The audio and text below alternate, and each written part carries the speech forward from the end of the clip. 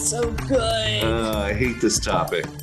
I do too. Can we just talk really, really incredibly quickly and get all the way through it? I don't want to think about this at all. I know, not at all. I'm BJ Flagg. And I'm Rich G. And this is episode 232, Business Fears. What happens if you get sick? This is going to be a whole series on business fears, small business fears. So the first one is, what happens if you get sick? People reach out to us about this kind of stuff. Yeah.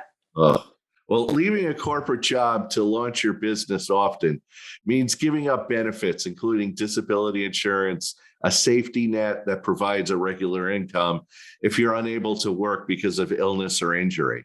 If you're self-employed, it's critical to protect your business and make sure that it stays healthy, even when you're not. So let's have a conversation. We're having a good time. Get that part out.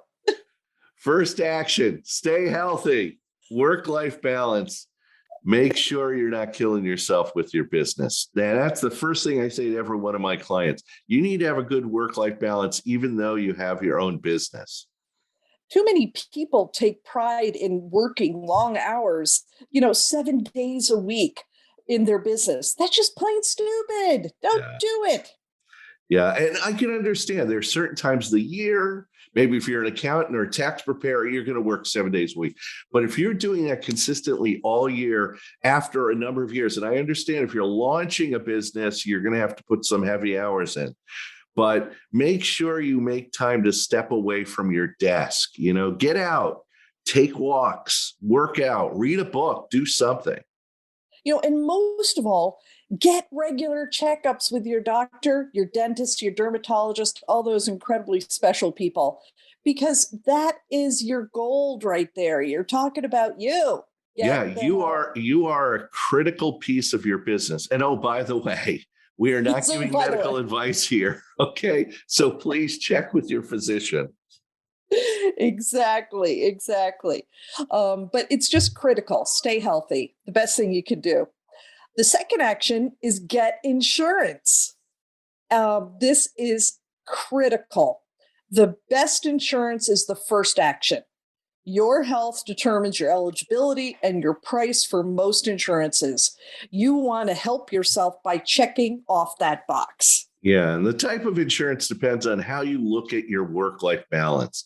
If your family is young and you're healthy, you may think, I don't need insurance, but this is the exact time you need insurance. You need to protect and preserve the quality of life for those you leave behind, or you will need to care for you as you recover. Yes. We don't want to sound morbid, but yes. Our friend Bobby Bennett from New York Life he is just so good at walking you down the thought chain to determine what you need. This is a philosophical decision as much as it is a planning decision. He's a financial planner, so he looks at it as a bigger discussion about your overall planning. So always good to talk to Bobby. Yeah, and our other friend, Aaron Ardley from Dynama Insurance, is a genius in describing the different policies and impacts for you and your business. Oh, yeah. I mean, she'll go over life insurance, term or whole, the short-term, long-term disabilities, long-term care. Yeah. Long-term care if you have to be, disabled and in, a place for a while. And then, of course, just the business overhead insurance. So many different ways to look at it. Yeah, insurance everybody goes, oh, insurance. But when it comes in handy when you need it. That's so important. Absolutely. So give us the third action. Our third action is let your clients know. And I'm going to step back on that for a second. If it's a short-term illness and you're back in no time, like maybe a week or two, we would suggest staying quiet. Okay. And the reason why is, if you're going in for an operation, like a knee replacement or something like that, you just say, I'm going in for a small procedure. It's no big deal. I had a bad knee but just don't say a lot. Because then you get known as the bad knee person or and you don't want that. Or don't say anything. Just make it so your clients don't even notice that you're gone. Yeah, I my favorite line of my great aunt when we would call her up, we'd say, "Well, how's Aunt Jean doing?" And she said, "Well, ever since she got out of the hospital, she's been doing great." So really kind of handle it more that way. Exactly. But if you're going to be Yeah. out for an extended amount of time, you should let them know. You should let them know Yeah. that there's going to be a disruption. Yeah. And be careful with your wording and how you communicate back in the saddle date. Be generous with yourself. Always good if you come back early, but Yeah. just manage that date a little bit. Yeah, and tell them that one of your employees will be stepping in during the interim to ensure there is no drop off of work product. Don't worry, and Yeah. I'll be overseeing, but I'm just not going to be in the saddle at this moment. Yeah. And you know how things can happen unexpectedly. Mhm. You just want to make sure that you're buttoned up with that. The fourth action is don't feel you have to stay involved. This can be a death knell both ways. If there's a contingency in plan, it's essential. You've got to have a contingency plan. Do you have a will? Do you have succession planning provisions for the business? Good. Relax. Relax. You planned for it. Yeah, You you're can going to be handle it. dead anyway, so why Oh why no. worry? Why worry? I But at had you least in the nursing home. Oh, okay. doing the nursing home. Yeah, that's true. But as we mentioned before, you have a plan for who's in charge when you're incapacitated. Honor it. Don't wake up at 3 p.m. and second guess yourself. Your job is to get healthy and get back to work when you're ready. Yeah, don't come back too soon. It doesn't do anybody any favors and it messes up the hierarchy of who's in charge and what's happening. Make sure that you've done it a certain way. They inform you about high-level decisions, which is awesome, and don't dive back in until you really feel like you can be a very productive person.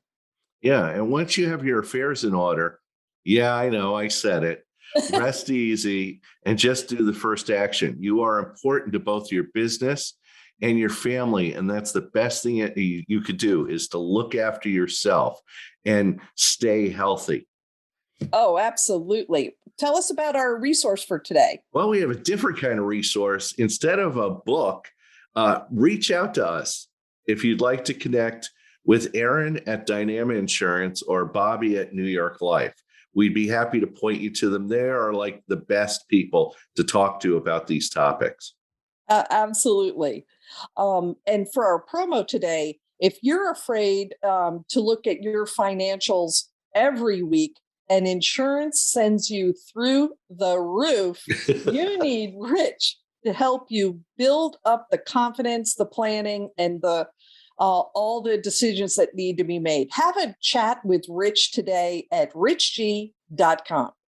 Yeah, and if you want to best energize your marketing, especially when you're in a hospital bed, check out PJ at nurenu.com, and that's NURENU.com. Yes, we're more than happy to help you with any social media needs that might be to add humor to the whole I situation. know.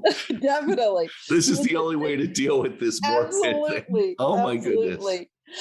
Thank you to our producer and king of creative, Richard Scalzo, who Richard. constantly amazes us of all his great ideas, bringing you the best small business podcast every Tuesday. We love the new logo, Richard. Definitely, Thank you. Richard. Thank you. Have an unbelievable week and catch you later.